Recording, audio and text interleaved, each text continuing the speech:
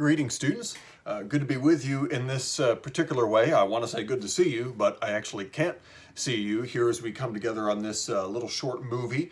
We're talking this week about dramatic monologues. And what a dramatic monologue does is it presents a single speaker, okay, that is mono and then log, or you could say logos or that kind of thing for word or one person speaking, one speaker. That's what a monologue is. But then it's dramatic. It's presented with the art form appropriate to a drama. And so what often happens in this situation, we see it in television, we see it on the stage, we see it in our own real lives, where sometimes something is uniquely said by a person because of his or her backstory, that person's expertise, that person's experiences, or maybe even that person's personality. We had this come up a little bit in a funny way recently on a text thread, right? We've all had texts and things like that, and sometimes it's a personal text, one person to another, or sometimes it's this strange circumstance where you have a big thread with lots of people on that thread, that kind of thing. Maybe they're family members or close friends or teammates or something at work or who knows. And there was someone who was a little salty, not very nice necessarily to everyone on the text thread. Many of us didn't really know exactly how to react, but there was one person who just has a unique sense of humor and a unique connection to all the other people on the text thread. And as some of the rest of us were thinking, man, I'm not quite sure how to respond to this person who was so tart and short and a bit ugly and setting everyone on edge, and we didn't really know what to do. Well, this person over here with this disarming sense of humor just kind of surprised everyone, had something funny to say, lightened the mood while kind of at the same time showing the other person, hey, you need to lighten up here a little bit, be kind or be understanding, that kind of thing, or don't make a big deal out of this. And it was just so unique because it was that person's characteristics, or as we've talked about carefully all year long, the characterization, the way in which the author has cultivated and presented that person's characteristics, both through direct statement, but more importantly, through the scenes and the moments and the decisions that that particular character makes. That is the power of characterization. And so we get to pour that characterization through a monologue, through the way in which that character turns towards the camera, almost like I'm doing right now, and has a monologue, one person just going on and on and on with their chosen words. Now, here's the difference, of course. What I'm doing right now is I'm teaching. I guess you could call it a little mini lecture or something, a video teaching to my students. I know who I am speaking to. I'm speaking to my students. I know the purpose. It's for instruction, that kind of thing. I need to use my background, my knowledge, my plans to communicate to you as clearly as possible. Right? Anyone can look over your shoulder and look at our movie together and they can say, okay, that's Mr. Sund. I know his background. I can get on the VCA website. I can see some more of his biography. I know that his intention is to communicate these concepts to his students. Now, the difference here is with a drama, see, that person is actually doing something completely different than just teaching. That person actually is dramatic. That person might be considering the nature of life or friendship. Or here's a unique kind of dramatic monologue, was called a soliloquy, and William Shakespeare began using this, where one of his particular characters turns and addresses the audience. And our Veritas drama team last fall got to perform one of the most famous of these, which is Hamlet's. And Hamlet turns to the audience and addresses the audience and says, to be or not to be, that is the question. And he actually is not trying to communicate or teach or something like that in particular. It's just that addressing the audience and with the audience, he's thinking to himself, should I really exist or not? With all that's happened, with the death of my father at the hands of my uncle, with some kind of approval of my mother and approval of my mother and so forth. And he's completely lost in this way. He's communicating his character to you. And what a thing it is for you as a listener to hear from someone who's going through the stress and the pain of what's happened in his family with his own mother and father, to be, not in this case, teaching like I'm doing right now, but he's considering life and death and the pain of his heart and if he can go on and all these different kinds of things. And it's like you get to listen to him through his characterization, through how his character has been developed. So now with the time we have left, we're going to start to see some of these in poetry. Dramatic monologues in poetry. You'll see them throughout the week. We're kind of doing one a day, and it'll take more of an abbreviated amount of time, okay? A shorter amount of time. This one is called Ulysses.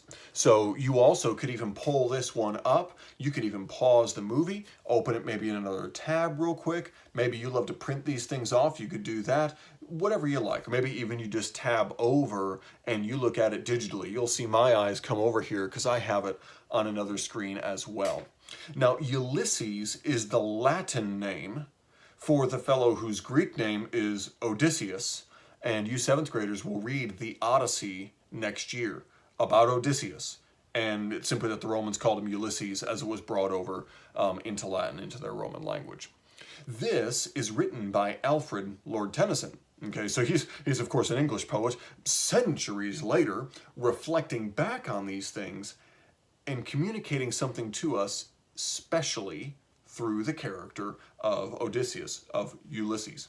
So let's go ahead and just read it, and I'll make a couple comments about these specific features of the dramatic monologue. It says, "It little profits that an idle king, by this still hearth among these barren crags, matched with an aged wife, I meet and dole unequal laws unto a savage race, that hoard and sleep and feed and know not me." So let's pause there, actually, because there are several things that set this up, okay? The plot line, the very basic plot line of the Odyssey, is that he, that is Odysseus, was one of the kings who went off to a city called Troy, that you might be familiar with, because actually they all had an alliance, a pact. And the king of Troy over there had stolen away one of the queens from those city-states there in Greece. So he had to go over with some of the other Greek kings, try to make battle there. Then on the way back, the gods were mad at him. He got marooned on an island for years and years and years. He was unable to get off that island, in fact, because he was with a nymph that is sort of a half-goddess called Calypso. He wanted to get off this island. Eventually, he's able to, partially because the goddess Athena is kind of on his side and really approves of him and likes him.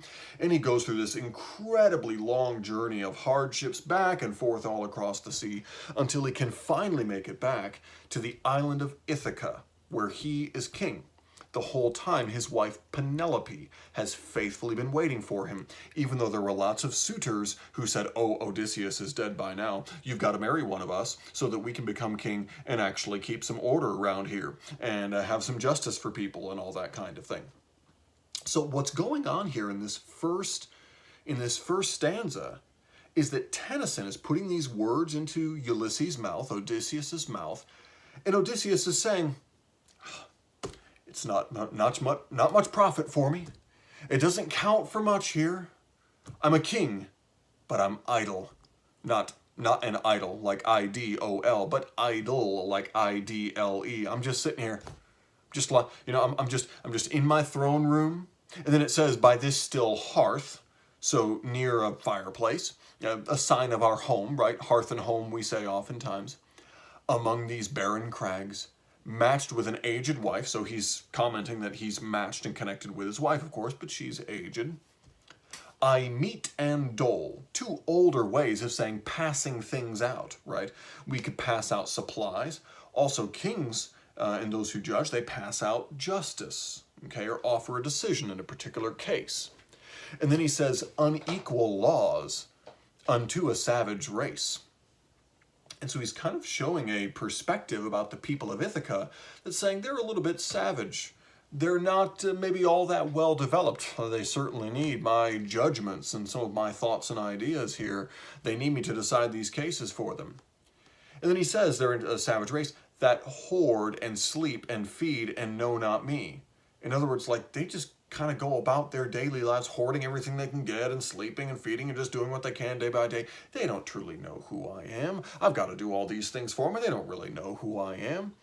So you can see he's kind of turning inward, dissatisfied with his role as king now that he's sort of finally back. That is what now sets up the whole poem. So he says, I cannot rest from travel. I will drink life to the lees. That means sort of down to the dregs, down to the bottom of the cup. All times I have enjoyed greatly, have suffered greatly, both with those that loved me and alone on shore. And when through scuttling drifts with rainy Hyades vexed the dim sea, I became a name.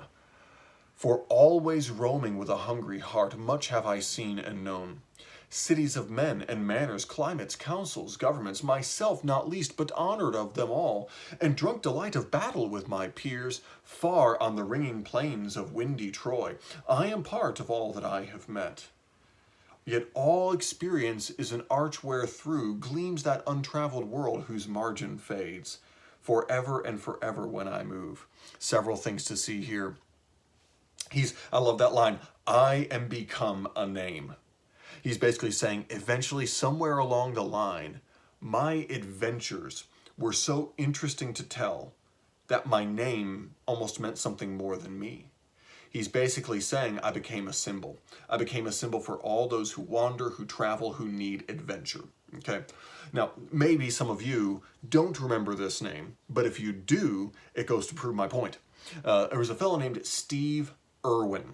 A good long while ago. He was named the Crocodile Hunter, that kind of thing. He had a show called the Crocodile Hunter. And really the name Steve Irwin came to mean more than just a man. He became a symbol. And we've discussed symbol throughout the year, right?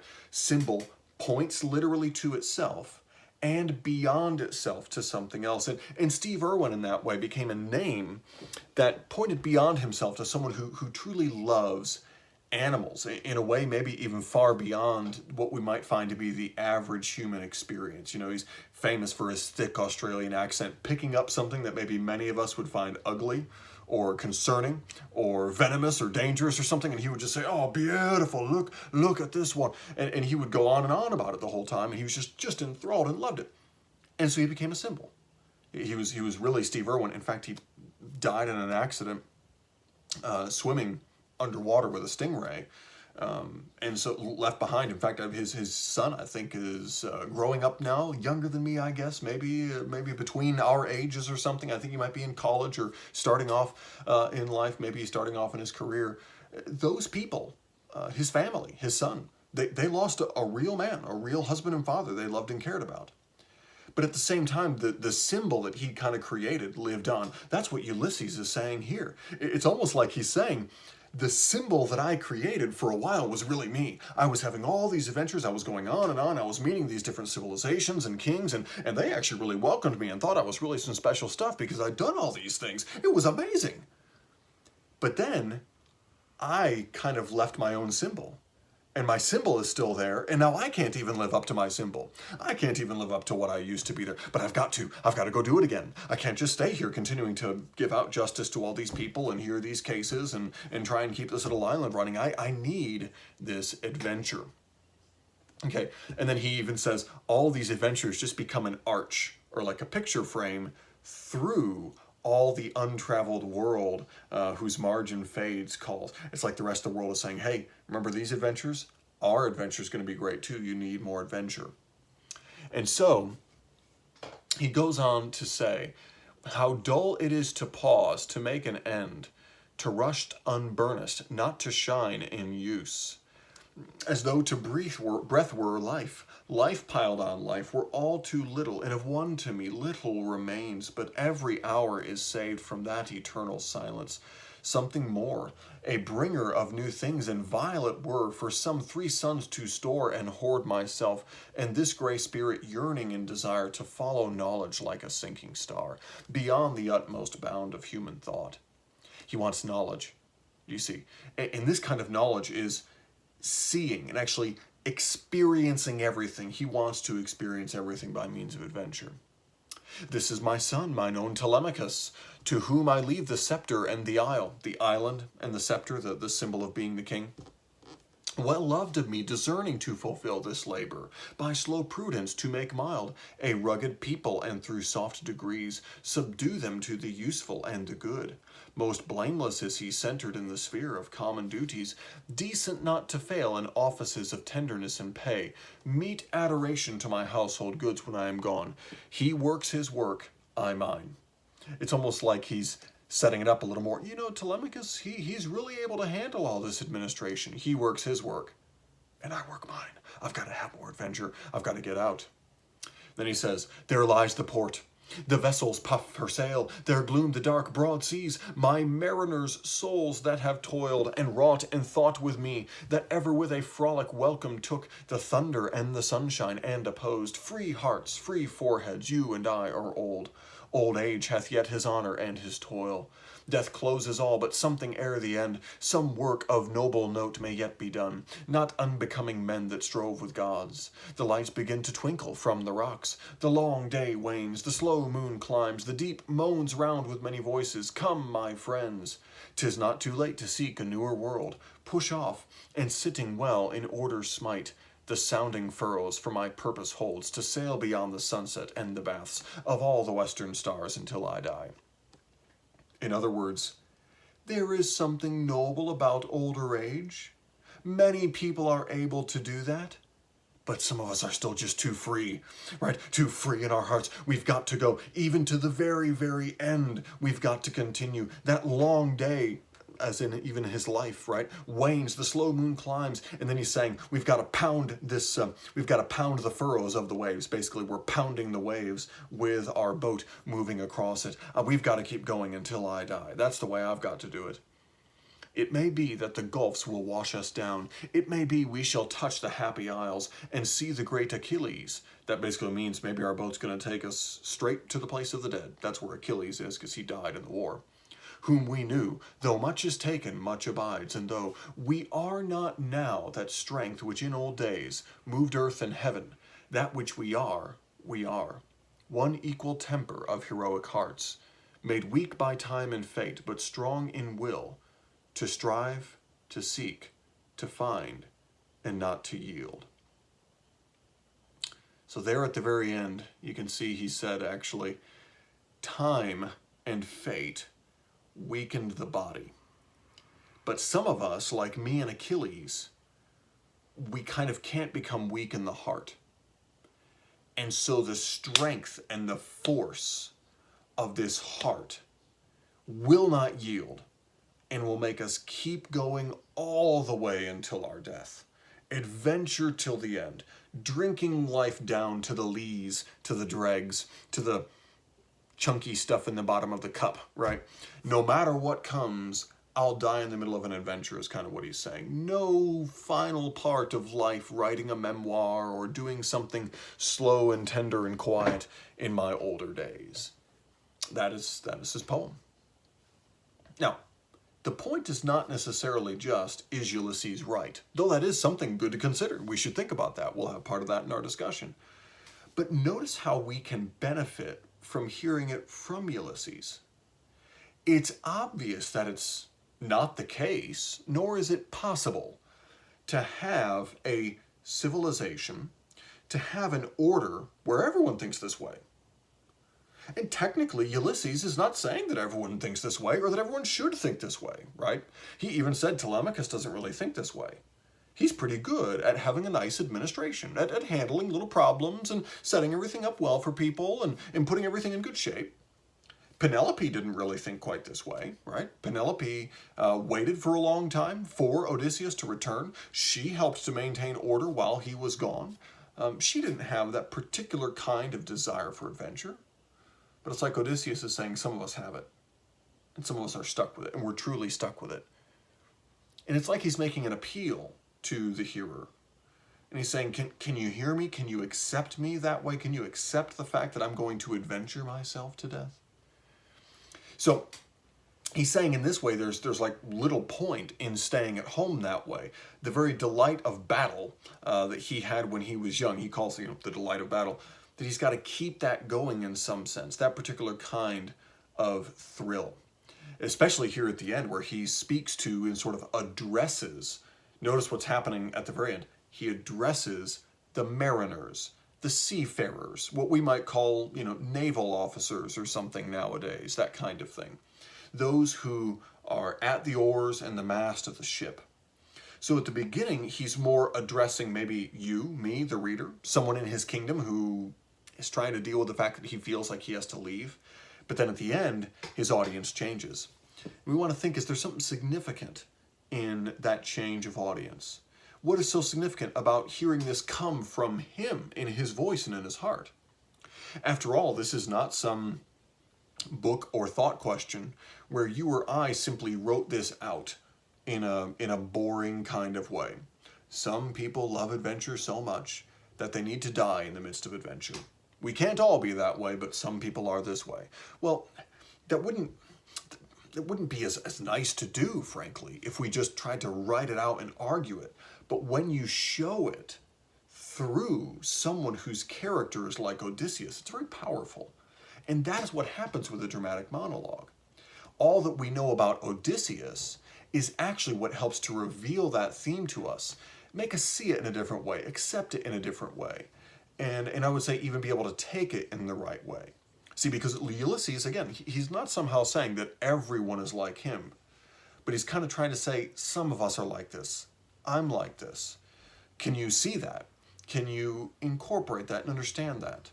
And can you accept me in this way or react properly or that kind of thing? Again, I'm not necessarily answering that question yet, but the dramatic monologue form is what's so effective at putting that question before our eyes. So that is our little mini lecture for today. I hope you enjoy Ulysses or have some points clarified there too, as I kind of made those comments along the way, and I'll enjoy some of our additional talks about it. And I hope you enjoy as well Invictus and Penelope. Yes, we get to look a little deeper into this through a much shorter poem, but one which is a great balance to this one in a dramatic monologue from Penelope. So I'll look forward to seeing you later.